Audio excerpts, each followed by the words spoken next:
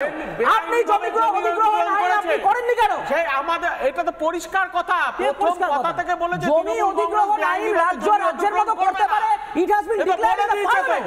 আপনি পার্লামেন্টে খবর রাখেন না। তাহলে সুপ্রিম কোর্টের কেন সুপ্রিম কোর্ট কি বলেছে? সুপ্রিম কোর্ট কেন আপনি সিঙ্গুরকে জাস্টিফাই করছেন? আপনি জমি অধিগ্রহণ আইনটা করেন না। জমি অধিগ্রহণ আইনটা লেজিসলেটিভ অথরিটি সুপ্রিম কোর্টের উপরে আপনি সুপ্রিম কোর্টের রায়ের উপরে কথা বলবেন? মূর্খ লোকদের সাথে কথা বলেন। আপনি একটা মূর্খ লোক, উল্টো পাল্টা বলছেন। সুপ্রিম কোর্ট বলেছে আপনাকে জমি অধিগ্রহণ করবেন না। উল্টো পাল্টা বলে যাচ্ছেন। অভিনেতা অ্যাক্টিং করেন কে যান? এমএসপি নিয়ে বলতে আসবেন না, জমি অধিগ্রহণ নিয়ে বলতে আসবেন না। জমি অধিগ্রহণ আইন নিয়ে বলতে আসবেন না। আপনার কাজ নিয়ে বলুন। অভিনেতা আপনার কাজ নিয়ে বলুন। আপনার কাজ নিয়ে বলুন। আপনার কাজ নিয়ে বলুন। আপনি শিল্প নিয়ে কথা বলছেন, আপনি বাজার কথা বলছেন, আপনি অ্যাক্টিং করুন। আপনি কৃষির বিষয় বলতে আসবেন না, কৃষকের বিষয় বলবেন না, কৃষকের বিষয় বলবেন না, কৃষকের বিষয় বলবেন না। সুপ্রিম কোর্ট দেখাচ্ছে পার্লামেন্টে যখন বলা হয়েছিল যে ল্যান্ড রিভার পলিসি স্টেট করতে পারে, আপনি করতে পারেন না। একদম আমি হয়তো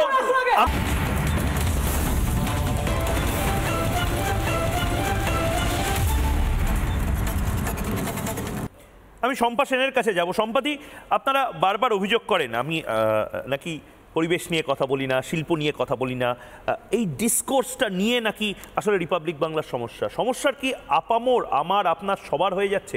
মানে আমি কেন বারবার এই ধরনের ডিবেট অর্গানাইজ করব যেখানে আপনারা কেউ শুনবেন না বা সরকার এই জিনিস নিয়ে আন্তরিক হবে না? সেখানে আমি চোখের সামনে দেখছি এত মানুষ মারা যাচ্ছে, সেটা নিয়েই তো আমাকে ডিবেটটা করতে হবে। কিন্তু আমি এটা আজ করে একটা জিনিসই জানার চেষ্টা করছি যে বাংলা থেকে, এই বাংলার বা বাঙালির ডিকশনারি থেকে শিল্প, শিল্পায়ন, ইন্ডাস্ট্রিয়ালাইজেশন, একটা অ্যাটমসফিয়ার বিজনেসের জন্য, এই সমস্ত শব্দ কি একেবারে আপনারা ডিলিট করে দিতে চাইছেন?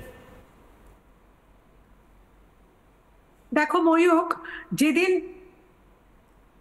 বাংলায় সূর্য অস্তমিত হয়েছিল, আমি বলবো যেদিন সিঙ্গুর থেকে টাটারা বিদায় নিয়েছিলেন, বুদ্ধদেব ভট্টাচার্য বিদায় নিয়েছিলেন এই রাজ্যের মুখ্যমন্ত্রী হিসেবে, এবং এখানে কিন্তু তখন পরিবর্তনটা যেটা হয়েছিল সেটা কোনো অন্য কোনো দুর্নীতির প্রশ্নে নয়, মূলত ছিল সেখানে ফোকাসটা শিল্প হবে কি হবে না। আজকে যারা তৃণমূলের এককালে ছিলেন শুভেন্দুবাবু বা সোনালী গুহ, তারাও বলছেন যে সিঙ্গুরের আন্দোলনটা কতখানি নেতিবাচক ছিল এবং কি ভয়ঙ্কর দিকে নিয়ে চলে গেছে রাজ্যকে।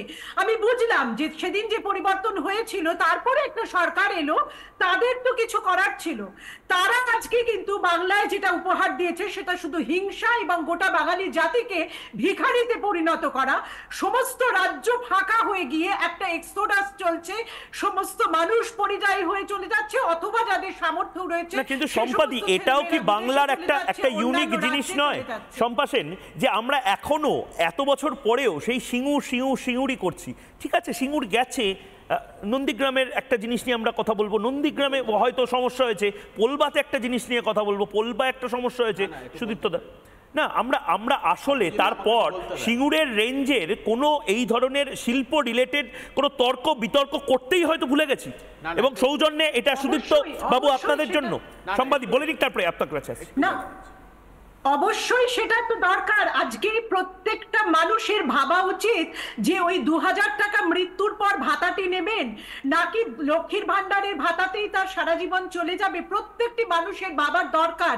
তার বাড়ির ছেলেটা কিন্তু পরিযায়ী শ্রমিক হয়ে বাইরে চলে যাচ্ছে, অথবা যারা সামর্থ্য রয়েছে সেই সমস্ত ছেলেমেয়েরা বিদেশে চলে যাচ্ছে, অন্যান্য রাজ্যে চাকরি করতে চলে যাচ্ছে। আজকে যদি শুধু পোস্ট ভায়োলেন্সের সংখ্যা পশ্চিমবঙ্গে দেখেন, এটা কি কোনো রাজ্যে হয়? গত পঞ্চায়েত নির্বাচনে শুধুমাত্র 8 জুন থেকে 13 জুলাই পর্যন্ত মৃত্যুর সংখ্যা ছিল 48, তাও সরকারি হিসাব অনুযায়ী, এবং 400-রও বেশি মানুষ ছিল আহত। এই পশ্চিমবঙ্গের মানুষ একে অপরকে মারামারি করে মরছে, রক্তের হোলি খেলছে, অথচ নিজের ভালোটা বুঝছে না। আজকে এইরকম একটা জায়গার রাজনৈতিক সংস্কৃতি দাঁড়িয়েছে যে মুখ্যমন্ত্রীর ভাষণে যে অপভাষা উঠে আসে যে রাজ্যে, সেখানে তো স্বাভাবিকভাবেই শুধুমাত্র কালো টাকার স্রোত, অর্থনৈতিক ক্ষেত্রে একটা কোলাপস করার সিচুয়েশন তৈরি হয়ে গেছে, এবং এই রকম অপভাষা যদি মুখ্যমন্ত্রী চর্চা করেন তাহলে সেই রাজ্যের সংস্কৃতি কি হবে? ঠিক জগন্নাথ দা হাত তুলছেন খুব সংক্ষেপে 30 সেকেন্ড। জগন্নাথ দা, কৌশিক বলে একজন দর্শক লিখছেন, এগিয়ে বাংলা নয় পিছিয়ে বাংলা, এখন আমরা পৌঁছে গিয়েছি বিনিময় প্রথা বা বার্টার সিস্টেমে গিয়ে। সত্যি কি মানে আমি তোমাকে 500 টাকা দিলাম, তুমি কিন্তু ভোটটা আমাকে দেবে, আমি তোমায় 2000 টাকা সাইকেল সমস্ত কিছু দিলাম, দেখো আমাকেই কিন্তু ভোটটা দিতে হবে। মানে এটা ঠিক হয়তো, কিন্তু তার পাশাপাশি শিল্পটাও তো দাও, চাকরিটাও তো দাও। একটা থাকে উত্তরণের রাজনীতি আর একটা হচ্ছে অবনমনের রাজনীতি। পশ্চিমবঙ্গ গত 13 বছরে অবনমনের রাজনীতির দিকে যাচ্ছে। বুদ্ধদেব বাবু শেষ 10 বছরে অন্ততপক্ষে চেষ্টা করেছিলেন যে বামফ্রন্টের যে ভুলগুলো ছিল সেই জায়গা থেকে কিছুটা উত্তরণের রাজনীতিতে নিয়ে যেতে, কিন্তু গত 13 বছরের যে সাক্ষী, যে রাজনৈতিক প্রশাসনিক ব্যবস্থার মধ্য দিয়ে রাজ্য চলেছে, তাতে কথা বলতে কোনো দ্বিধা নেই যে আমরা পিছিয়ে যাচ্ছি। এই বাংলার অতীতের গৌরবকে ফিরিয়ে আনতে গেলে কঠোর পরিশ্রম করতে হবে, এবং এই পরিশ্রম কোনো আঞ্চলিক দলের দ্বারা সম্ভব নয়। এতক্ষণ ধরে যে কথাটা উনি বললেন সিঙ্গুরকে নিয়ে, প্রথম কথা, বাংলা কিন্তু একটা কৃষি প্রধান রাজ্য। আরে সেই জায়গায় দাঁড়িয়ে আপনারা কতগুলোতে এক নম্বর হতে ওনাকে আটকাচ্ছেন না, জগন্নাথ বাবুকে বলছেন না। আমি এই কারণে বললাম তারা এই ধরনের যুক্তি দেয়নি। বলুন প্লিজ। না, আমার কথাটা হচ্ছে যে জমিটা যখন নেওয়া হয়েছিল, অধিগ্রহণ করা হয়েছিল, তো বেআইনি। তার কারণ হচ্ছে সুপ্রিম কোর্ট তার বিরুদ্ধে রায় দিয়েছে। আমিও তো বলছি সিঙ্গুর নিয়ে কেন কথা বলছেন আপনি, বলুন এর পরে কতগুলো সিঙ্গুরের মতো জায়গা আপনারা তৈরি করতে পেরেছেন, কেন আপনারা সিঙ্গুর নিয়ে বলছেন? সুপ্রিম কোর্ট রায়টা কেন দিল? অনেক সুপ্রিম কোর্ট হয়েছে, ইউনিয়ন গভর্নমেন্ট কোর্ট বলেছে তো, সুপ্রিম কোর্ট আচ্ছা ইউনিয়ন গভর্নমেন্ট পার্লামেন্টে বলে দিয়েছিল যে রাজ্য যদি মনে করে তার জমি অধিগ্রহণ আইন সে নিজের মতো অ্যামেন্ড করতে পারে। আপনি জমি অধিগ্রহণ আইন করেননি কেন? আপনি জমি অধিগ্রহণ আইন আপনি করেননি কেন? সেই আমাদের এটা তো পরিষ্কার কথা, কথা থেকে বলেছে জমি অধিগ্রহণ আইন রাজ্যের মতো করতে পারে। It has been declared in the parliament. আপনি পার্লামেন্টে খবর রাখেন না, তাহলে সুপ্রিম কোর্টের কেন সুপ্রিম কোর্ট কি বলেছে? সুপ্রিম কোর্ট কেন আপনি সিঙ্গুরকে জাস্টিফাই করছেন? আপনি জমি অধিগ্রহণ আইনটা করেন না, জমি অধিগ্রহণ আইনটা